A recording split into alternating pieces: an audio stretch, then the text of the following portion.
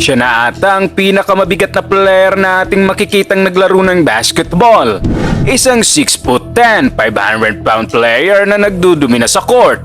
Kayang gumalaw na parang si Steph. May handles na ala Iverson pero may build na parang truck. Siya, si Troy Escalay Jackson. Pwedeng hindi mo siya kilala pero baka kilala mo ang kuya nitong si Mark Jackson, isang former NBA star at current NBA commentator. Pero paano nangyari na ang 6'1 lang na si Mark ay nakapasok sa NBA pero ang 6'10 niyang kapatid na may guard-like skills ay hindi? At paano ang isang tao na umabot ng 500 pounds ang bigat ay napakaliksi gumalaw at athletic? Buckle up mga boss! Dahil ngayon, aalamin natin ang lahat tungkol sa lovable giant na si Troy Escalay Jackson at bakit isa siya sa pinaka-unbelievable figure sa sports history. Bata pa lang si Troy ay pangarap na niyang makapasok sa NBA. Natutunan niyang mahalin ang laro sa edad na 10 years old. Kaya't araw-gabi itong nagpa-practice at naglalaro sa Rocker Park sa Harlem. Noon pa man, medyo chubby kid na talaga siya pero kahit na ganon, nag-e-enjoy ito sa paglalaro ng basketball.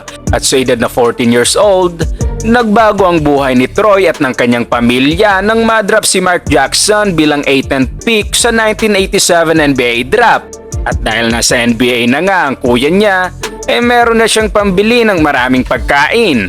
Lalo na ng paborito nitong Big Mac Burger. Sa edad na ito, na-spoiled si Troy dahil siya ang bunsong anak sa 6 na magkakapatid at dahil NBA player na ang kanyang kuya na kumikita ng milyon-milyon, tila nawalan ng motibasyon si Troy dahil nakaangat na sa buhay ang kanyang pamilya. Kaya't sa halip ayusin ang pangangatawan, magprepara para sa NBA at magpapansin sa mga scouts ng college o di kayo humingi ng advice sa kuya niya para makapasok sa NBA, mas pinili ni Troy na maglaro sa Rocker Park kasama ang mga kaibigan. Sa sumunod na 4 na taon ng kanyang high school, hindi siya nag-focus makapasok sa NBA. Dahil ang gusto nito ay mag-show off at mag-flex sa lahat ng kalaro niya na kalahati lang ng laki nito. Sa senior year niya sa high school, siguradong marami ng Big Macs ang nakain niya sa mga panahong ito. Nahit na Escalade ang kanyang pinakamabigat na laki at timbang na umabot ng 6'10 at higit 500 pounds. Dito naman siya inopera ng scholarship ng Wallace Community College sa Selma, Alabama. At alam ni Troy na kailangan niyang tanggapin ang oportunidad na ito dahil ano pa bang gagawin niya sa buhay kundi subukang makapasok sa NBA. At sa kabila ng 500-pound frame, ipinakita ni Troy na kaya niyang sumabay sa college basketball, performing way beyond expectations. Hindi naman siya yung tipong naglalaro sa highest level ng college basketball. Pero pag naglalaro ito ay tila wala siyang pakialam kung madami man ang nakaharang sa pinta dahil dire-diretso itong nananagasa dahilan para magkaroon nito ng long-term spots sa roster. Pagkatapos ng sophomore year, napansin siya ng isang Division I school nang magkamit ito ng All-Region Honors. Dito naman siya nabigyan ng full scholarship sa University of Louisville sa ilalim ng legendary coach na si Denny Crum. Pero meron itong kondisyon. Kailangan ni Troy mag-diet at palitan ang kanyang Big Macs ng healthy foods. Ang target weight kay Troy ay below 400 pounds.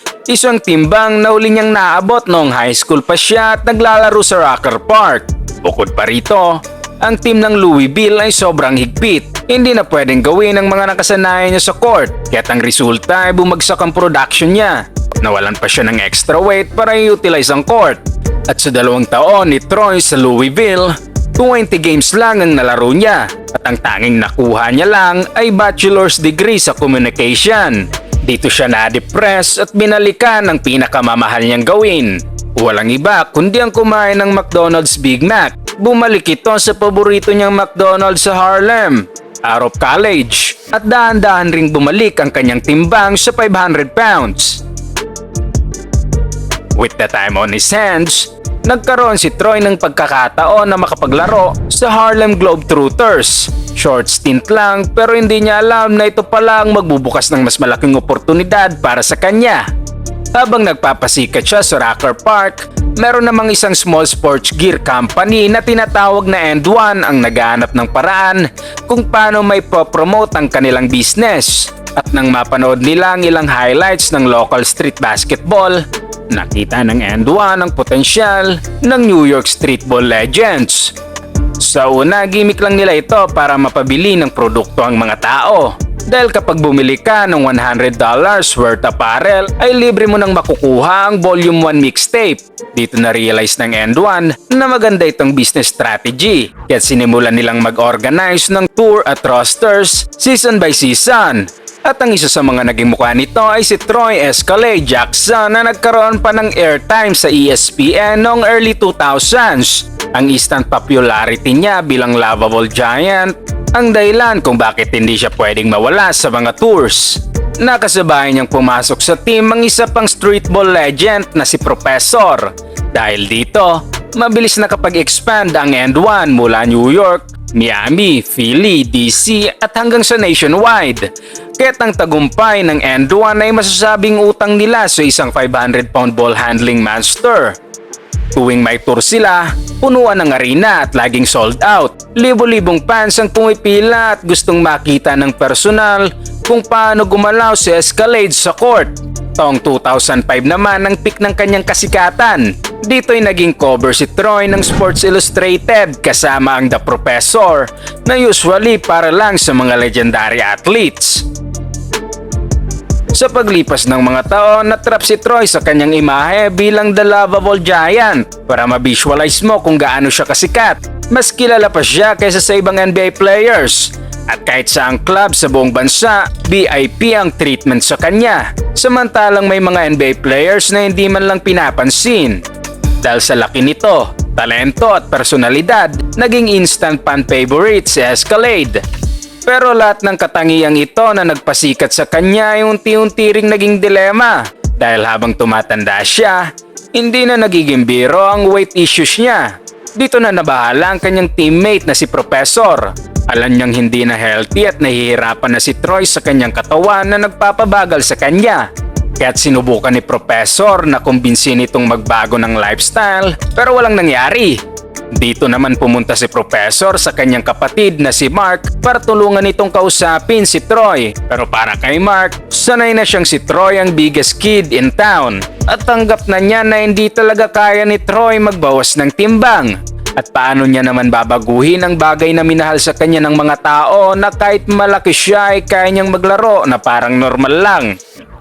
Sa puntong yon, dalawang bagay na lang ang pagpipilian ni Troy. Ang magbawas ng timbang o ipagpatuloy ang karera sa weight niya na maaaring magdulot ng problema sa kalusugan nito. Siyempre, pinili ni Troy ang magpatuloy at hindi nakinig sa kanyang katawan. Kaya't after years of abuse, umabot sa breaking point ang katawan niya. Noong 2011, habang nagpapromote ng streetball tour, sa kanyang pagtulog ay binawian ito ng buhay sa edad na 38 years old. Na-diagnose siya na may hypertensive heart disease at dahil hindi niya naibaba ang kanyang timbang sa panahong kinakailangan, ay naging mitsa ito ng kanyang buhay. Dito natapos ang buhay ng isa sa mga pinaka-fascinating characters sa mundo ng sports. Kahit may connections, skill drive at talent siya para sa NBA, mas pinili ni Troy ang gusto niya, ang maging lovable giant at mag-entertain hanggang sa kanyang huling mga araw. Huwag kalimutang mag-like at subscribe para sa mas marami pang sports kwento.